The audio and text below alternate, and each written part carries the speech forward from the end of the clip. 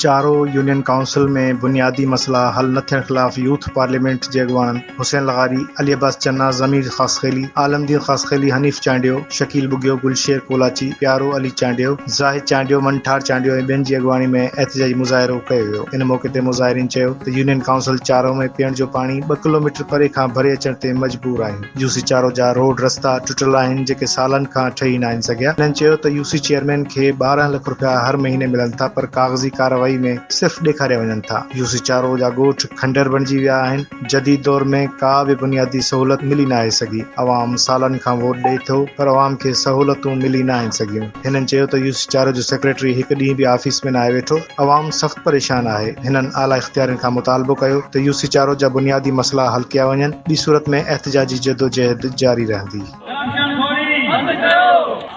दुश्मन हर दस्तूर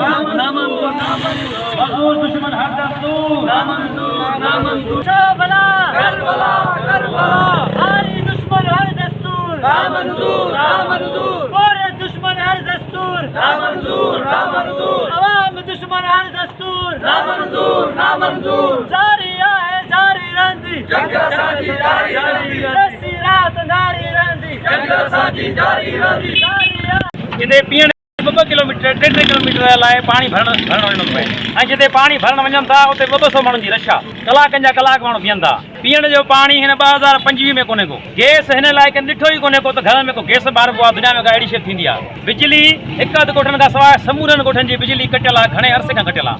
को बि हुनजो आसरो उमेद कोन्हे का। रोड रस्ता आहिनि ई कोन। अलाए 30 साल अॻु में ठहिया, अलाए 40 साल अॻु में ठहिया, उहे त आहिनि ई कोन।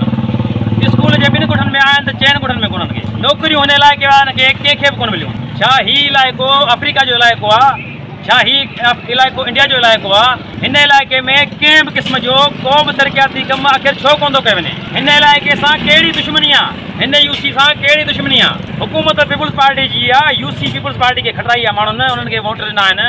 त हींअर ताईं छा कयो आहे उन्हनि? जंहिंखां पुछ ते कुझु थो कंहिं बि क़िस्म जो असांखे को बि रिलीफ न MNA तरफ़ां मिलियो आहे, न MP तरफ़ां मिलियो आहे, न यूसी तरफ़ां मिलियो। जॾहिं को बि रिलीफ न आहे त पोइ ही ड्रामा आहिनि।